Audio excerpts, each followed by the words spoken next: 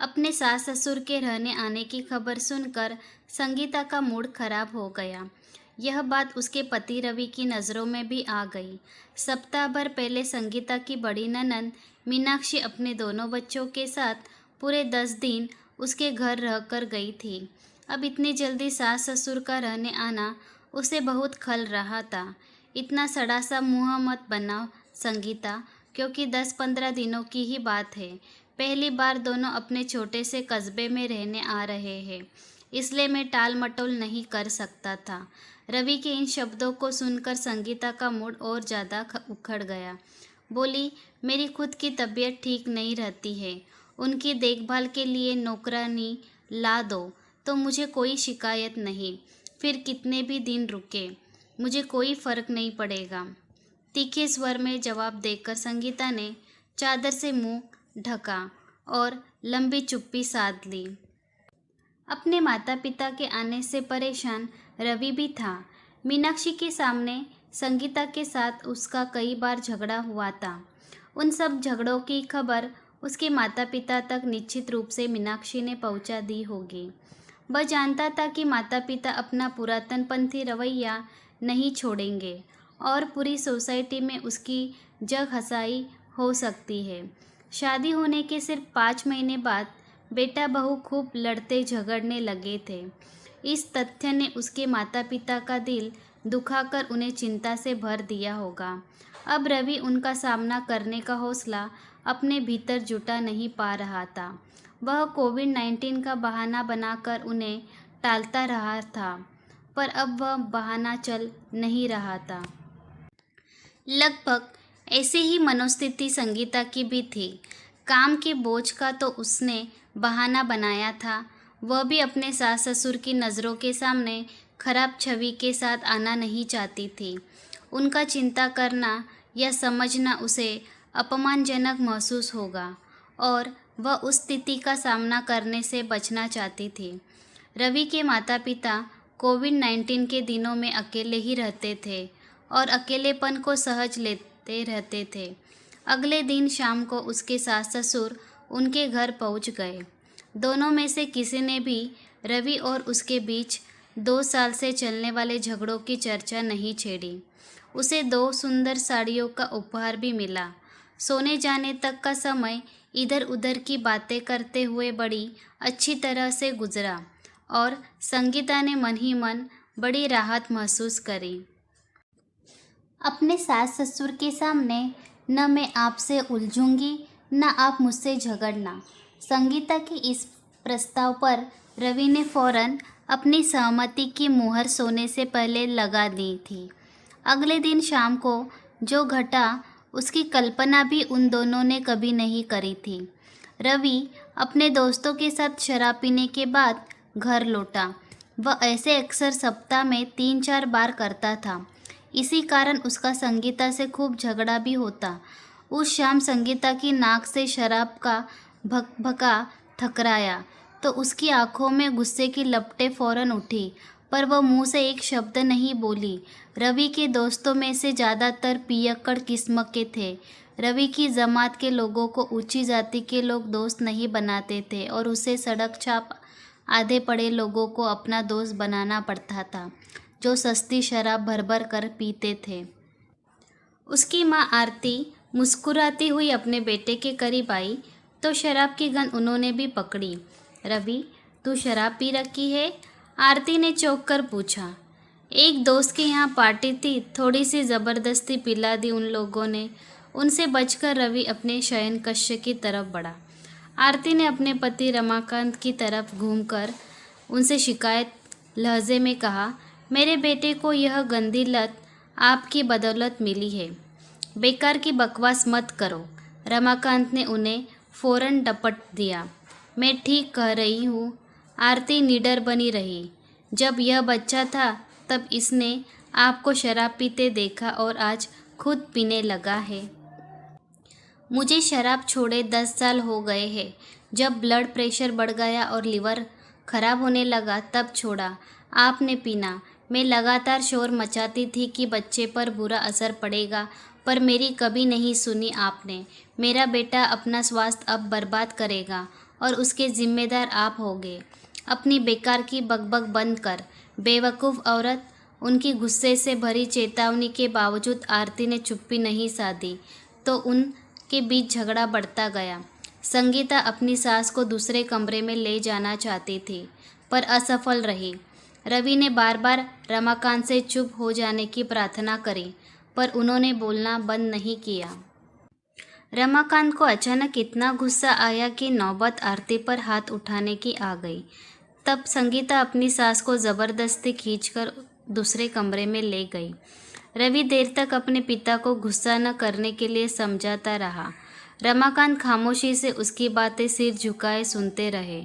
उनके पास से उठने की समय तक रवि का नशा गायब हो चुका था, जैसे उसने शराब पी ही नहीं थी। सारा झगड़ा उसके पिता की शराब पीने की पुरानी आदत को लेकर हुआ था।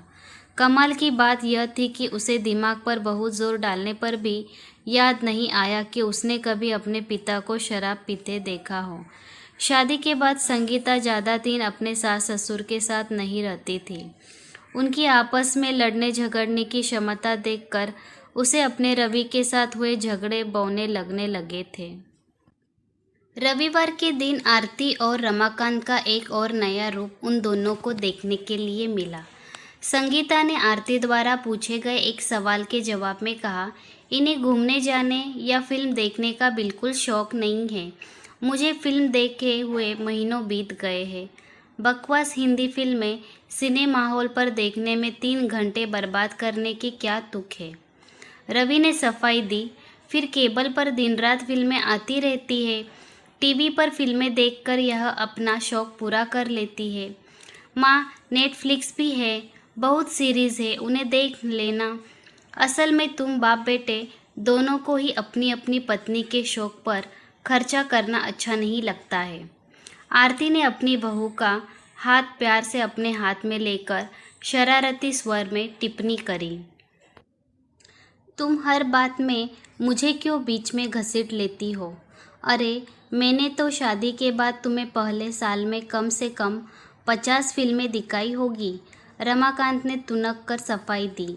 फिल्में देखने का शौक आपको था, मुझे नहीं। तू तो हॉल में आंखें बंद करके बैठी रहती होगी।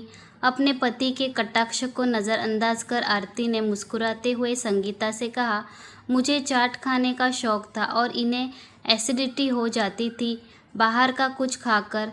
तुम्हें एक घटना सुनाऊं? सुनाइए मम्मी। संगीता ने फौरन उत्सुकता दिखाई।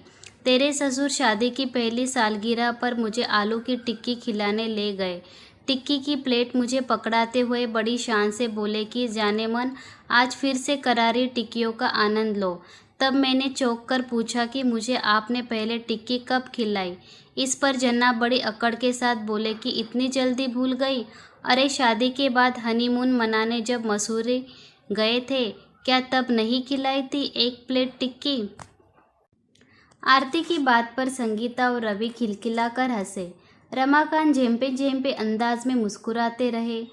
शरारत भरी चमक आंखें में लाकर आरती उन्हें बड़े प्यार से निहारती रही। अचानक रमाकांत खड़े हुए और नाटकीय अंदाज में छाती फुलाते हुए रवि से बोले, झूठी सच्ची कहानियाँ सुनाकर मेरी माँ मेरी मजाक उड़ा रही है।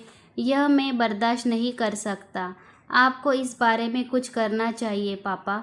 रवि बड़ी कठिनाई से अपनी आवाज़ में गंभीरता पैदा कर पाया। तू अभी जा और पूरे 100 रुपए की टिक्की चाट लाकर इसके सामने रखे दे। इसे अपना पेट खराब करना है तो मुझे क्या? बात मेरी चाट की नहीं बल्कि संगीता के फिल्म न देख पाने की चल रही थी साहब। आरती ने आंखें मटका कर उन्हें याद दिलाया। रवि, रमाकांत ने सामने बैठे बेटे को उत्तेजित लहजे में फिर से आवाज़ दी। जी पिताजी। रवि ने फौरन मदारी के जमुरे वाले अंदाज में जवाब दिया। क्या तू जिंदगी भर अपनी बहू से फिल्म न दिखाने के ताने सुनकर अपमानित होना चाहिए? बिल्कुल नहीं। तब तक 4 टिकट फिल्म के भी ले आ मेरे लाल। ले आता हूँ, पर 4 टिकट क्यों? हम दोनों भी इनकी खुशी के खातिर 3 घंटे की यातना सह लेंगे। जी। रवि की आवाज़ कुछ कमज़ोर पड़ गई। अपने घटिया मुकद्दर पर आंसू बहा लेंगे जी। कभी कभी आंसू बहाना आंखों के लिए अच्छा होता है। बेटे जा, फिर जा, चाट और टिकट ले आ। लाइए पैसे दीजिए। अरे अभी तू खर्च कर दे, मैं बाद में दूंगा। उधार नहीं चलेगा, मेरे पास सिर्फ 2-2 हज़ार के नोट है, मैं तुड़ा देता हूँ। मुझ पर विश्वास नहीं तुझे? रवि मुस्कुराता हुआ खामोश खड़ा रहा। तभी संगीता और आरती ने कंजूस कंजूस का नारा बार बार लगाना शुरू कर दिया। रमाकांत ने उन्हें नकली गुस्से से घूरा, पर उन पर कोई असर नहीं हुआ। तब वे अचानक मुस्कुराए और फिर अपने पर्स से निकालकर उन्होंने 500 के 2 नोट रवि को पकड़ा दिए। संगीता और आरती अपनी जीत पर खुश होकर खूब जोर से हंसी। उनकी हंसी में रवि और रमाकांत भी शामिल हुए। उस रात संगीता और रवि एक दूसरे के बाहों में कैद होकर गहरी नींद सोए। उनका वह रविवार बड़ा अच्छा गुजारा था। एक लंबे समय के बाद रवि ने दिल को गहराइयों से संगीता को प्रेम किया था। प्रेम से मिली तृप्ति के बाद उन्हें गहरी नींद तो आनी ही थी। अगले दिन सुबह 6 बजे के करीब रसोई से आ रही खटपट की आवाज़ें सुनकर संगीता की नींद टूटी। वह देर तक सोने की आदी थी। नींद जल्दी खुल जाए तो उसे सिर दर्द पूरा दिन परेशान करता था। सुबह बेड टी उसे रवि ही 7 बजे के बाद पिलाता था। उसे अपनी बगल में लेटा देख संगीता ने अंदाज़ा लगाया कि उसके सास ससुर रसोई में कुछ कर रहे हैं। संगीता उठे या लेटी रहे की उलझन को सुलझ नहीं पाई थी कि तभी आरती ने शयन कक्ष का दरवाज़ा खटखटाया। दरवाज़ा खोलने पर उसने अपनी सास को चाय की ट्रे हाथ में लिए खड़ा पाया। रवि को उठा दो बहू और दोनों चाय पी लो। आज की चाय तुम्हारे ससुर ने बनाई है, वे नाश्ता बनाने के मूड में भी है। ट्रे संगीता के हाथों में पकड़ाकर आरती उल्टे पैर वापिस चली गई। संगीता मन ही मन कूद गई। रवि को जगा हुआ देखकर उसने मुंह फुलाकर कहा, नींद टूट जाने से सारा दिन मेरा सिर दर्द से फटता रहेगा। अपने माता पिता से कहो मुझे जल्दी ना उठाया करें।